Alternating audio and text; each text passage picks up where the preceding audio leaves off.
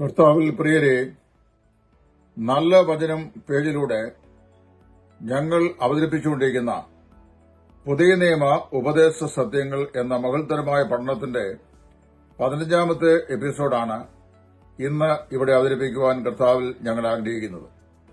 ഈ 15ാമത്തെ എപ്പിസോഡിൽ 66 പുസ്തകങ്ങളായി നമുക്ക് നൽകപ്പെട്ട വിശുദ്ധ വേദപുസ്തകത്തെ ഏത് കാലഘട്ടത്തിൽ എങ്ങനെ ആരാണ് ഇതിനെ പഠന സൗകര്യാർത്ഥം അധ്യായങ്ങളായും വാക്യങ്ങളായും വിഭജിച്ചത് എന്നുള്ളതാണ് നമ്മൾ പഠിക്കാൻ പോകുന്നത്. വേദപുസ്തകം എഴുതപ്പെട്ടപ്പോൾ പഴയ നിയമവും പുതിയ നിയമവും അതിന് അധ്യായ വിഭജനങ്ങളോ വാക്യ വിഭജനങ്ങളോ ഒന്നും ഉണ്ടായിരുന്നില്ല. എബ്രായ ഭാഷ വലത്തുനിന്ന് ഇടത്തോട്ടാണ് എഴുതുന്നത്. ഗ്രീക്ക് ഭാഷ ഇടത്തുനിന്ന് വലത്തോട്ടാണ് എഴുതുന്നത്. അങ്ങനെ വേദപുസ്തകത്തിന്റെ ഉൽപ്പത്തി മുതൽ മലാക്കി വരെയുള്ള 39 പുസ്തകങ്ങളും പഴയ നിയമത്തിലേത് എബ്രായ ഭാഷയിൽ എഴുതപ്പെട്ട ഈ ഗ്രന്ഥങ്ങൾ ഒരു കാലത്തും അതിന് അധ്യായങ്ങളോ വാക്യവിഭജനങ്ങളോ പാരഗ്രാഫിന്റെ വിഭജനങ്ങളോ ഉണ്ടായിരുന്നില്ല. എന്നാൽ ആദ്യത്തെ ഡിവിഷൻ എന്ന് പറയുന്നത് ഉണ്ടായത് BC 586 BC 586 പെന്ററ്റ്യൂക്ക് എന്നറിയപ്പെടുന്ന മോശയിക ഗ്രന്ഥ പഞ്ചകം, അതായത് മോശ എഴുതിയ 5 ഗ്രന്ഥങ്ങൾ, ഉൽപ്പത്തി, പുറപ്പാട്, ലേവ്യ, സംഖ്യ, ആവർത്തനം എന്നിങ്ങനെയുള്ള 5 പുസ്തകങ്ങൾക്കാണ് വാസ്തവത്തിൽ വിഭജനം ഉണ്ടായത്.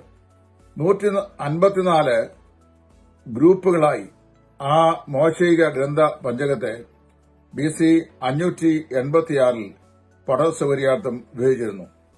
എന്നാൽ അതിനുശേഷം 50 വർഷങ്ങൾ കഴിഞ്ഞു കഴിഞ്ഞപ്പോൾ അതിനെ കുറെ കൂടെ റെഡ്യൂസ് ചെയ്ത് 54 വിഭാഗങ്ങളായി വേർതിരിച്ച് വെച്ചിരുന്നു. അതിനെ പരാഷ്യോത്ത് എന്നാണ് സാധാരണയായി വിളിച്ചു വരുന്നത്. 669 ചെറിയ ചെറിയ ഭാഗങ്ങളും ഈ പറയപ്പെട്ട 54 പ്രത്യേക വിഭജനങ്ങളിൽ ഉണ്ടായിരുന്നതായി നമുക്ക് മനസ്സിലാക്കുവാൻ സാധിക്കുന്നുണ്ട്. ഇവയെല്ലാം വാസ്തവത്തില് ഒരു വർഷം കൊണ്ട് ഉൽപ്പത്തി മുതലുള്ള പുസ്തകങ്ങൾ വായിച്ച് തീർക്കുക എന്നുള്ള പഠന സൗകര്യാർത്ഥം ചെയ്ത ക്രമീകരണങ്ങൾ ആയിരുന്നു. ഗ്രീക്ക് ബൈബിള് അതിലെ വിഭജനങ്ങൾ ഉണ്ടായത് ഏതാണ്ട് AD 250 കൂടിയാണ്. AD 250 വരെ മത്തായി മുതൽ വെളിപ്പാട് വരെ എഴുതപ്പെട്ടിരുന്ന പുതിയ നിയമത്തിലെ 27 പുസ്തകങ്ങൾക്ക് യാതൊരു വിഭജനവും ഉണ്ടായിരുന്നില്ല.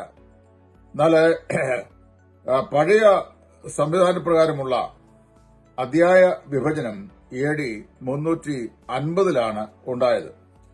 അത് നമ്മൾ വളരെ വ്യക്തമായി വേദപുസ്തകത്തിന്റെ ചരിത്ര രേഖയിൽ കൂടെ മനസ്സിലാക്കുവാൻ സാധിക്കുന്നു. അപ്പോൾ അങ്ങനെ ഏതാണ്ട് 13ാം നൂറ്റാണ്ടില് ഈ പറയപ്പെട്ട വിഭജനത്തിനും മാറ്റമുണ്ടായി. സ്റ്റീഫൻ ലാങ്ഡൺ എന്ന് പറയുന്ന പ്രശസ്തനായ ഒരു ദേവദാസൻ, അദ്ദേഹം പാരീസിലെ, ഫ്രാൻസിന്റെ തലസ്ഥാനമായ പാരീസിലെ പ്രസിദ്ധമായിരിക്കുന്ന യൂണിവേഴ്സിറ്റിയിലെ ഒരു പ്രൊഫസറായിരുന്നു സ്റ്റീഫൻ ലാങ്ഡൺ.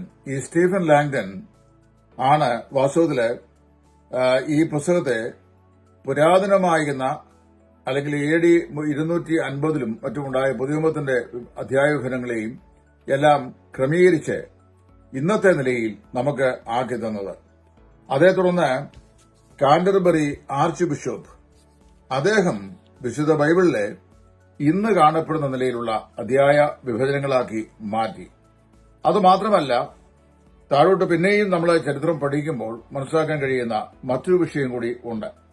അതായത് ഇന്ന് കാണപ്പെടുന്ന ഈ സംവിധാനത്തിൽ നിന്ന് വളരെ വ്യത്യസ്തമായ നിലയിൽ റോബർട്ട് സ്റ്റീഫൻസ് എന്ന് പറയുന്ന വ്യക്തി 1551 അധ്യായങ്ങളെ വിഭജിച്ച് വാക്യങ്ങളാക്കി തന്നു. അങ്ങനെ വാക്യങ്ങളായി തന്നു കഴിഞ്ഞപ്പോൾ വേദപുസ്തകത്തിലെ ഏതെങ്കിലും ഒരു ഭാഗം വളരെ പെട്ടെന്ന് നമുക്ക് കണ്ടുപിടിക്കാനും ആ ഭാഗം നമുക്ക് അടർത്തിയെടുക്കുവാനും അത് ഉദ്ധരിക്കുവാനും പഠിക്കുവാനുമുള്ള സൗകര്യം കൂടുതൽ വ്യക്തതയോടെ നൽകപ്പെട്ടു. അപ്പോൾ അങ്ങനെ വിശുദ്ധ വേദപുസ്തകത്തിന്റെ ഈ അധ്യായ വാക്യ വിഭജനം BC 586 തുടങ്ങി 1500 51 വരെയുള്ള കാലഘട്ടങ്ങളിൽ വിവിധ വിഭാഗങ്ങളിൽപ്പെട്ട ആളുകൾ പഠന സൗകര്യാർത്ഥം നമുക്ക് ഇങ്ങനെ വിഭജിച്ച് നൽകിയിരിക്കുകയാണ്.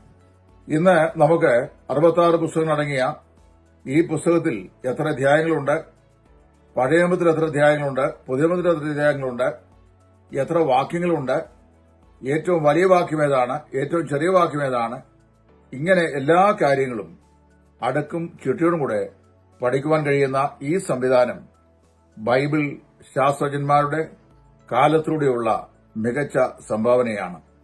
ഇങ്ങനെയാണ് വേദപുസ്തകം അധ്യായങ്ങളായും വാക്യങ്ങളായും വിഭജിക്കപ്പെട്ടത്. നമ്മുടെ പഠനത്തിൽ ഈ ഭാഗം കൂടെ ഉൾപ്പെടുത്തുന്നത് പല ആളുകൾക്കും എങ്ങനെയാണ് ബൈബിളിന്റെ അധ്യായ വാക്യ വിഭജനങ്ങൾ ഉണ്ടായിട്ടുള്ളത്, ഏത് സമയത്താണ് ഉണ്ടായിട്ടുള്ളത്, ആരാണ് ചെയ്തത് എന്നതിനെക്കുറിച്ചുള്ള അവ്യക്തതയുണ്ട്. അത് മനസ്സിലാക്കാനാണ് ഞാൻ ഈ കാര്യം ഇപ്പോൾ സ്പഷ്ടമായി നിങ്ങളോട് പറഞ്ഞത്. ദൈവം നിങ്ങളെ ഏവരെയും അനുഗ്രഹിക്കട്ടെ.